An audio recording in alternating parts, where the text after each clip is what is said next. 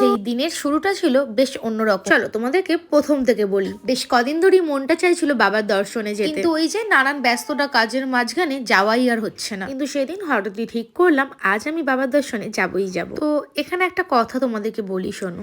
এখানে শুধু আমার চাওয়া হলে হবে না, বাবা যতক্ষণ না নিজে থেকে ডাক দিচ্ছে ততক্ষণ বাবার কাছে যাওয়া সম্ভব। তাই সেদিন হয়তো বাবা চেয়েছিলেন, তাই আমি যেতে পেরেছি। সেদিনের টাইমিংটা এত ভালো ছিল যে বাবার সাথে ডাইরেক্টলি দেখা করার সুযোগটা আমি পেয়েছিলাম। মানে আমি তারকেশ্বরে যেই সময় পৌঁছেছিলাম সেই সময় গর্ভগৃহ খোলা ছিল আর বাবাকে স্পর্শ করে দু চোখ ভরে দেখলাম। ওখানে তো কোনো রকম ফটো ভিডিও কিছু অ্যালাউ নেই, তাই সেইটুকানি পার্ট আর তোমাদেরকে আমি দেখাতে পারলাম না। এর আগে যতবার বাবার দর্শনে গেছি এই কাকুর থেকে দারুণ দারুণ আচার বাড়ির জন্য নিয়ে এসেছি। আমার এই ভিডিওটা এখন যারা দেখছো প্রত্যেকেই কমেন্ট বক্সে কিন্তু হারা হারা মহাদেব লিখতে কিন্তু একদম ভুলবে না। তারপর টুকিটাকি কয়েকটা জিনিস বাড়ির জন্য নিয়ে নিলাম। আর এই দিকে দেখি সূর্যি মামা বাড়ি ফিরবে বলে প্রস্তুতি নিচ্ছে। তো আজকে ভিডিওটা এই পর্যন্তই। ভিডিওটা ভালো লাগলে লাইক কমেন্ট শেয়ার ফলো করো। দেখা হচ্ছে নেক্সট ভিডিও। টাটা।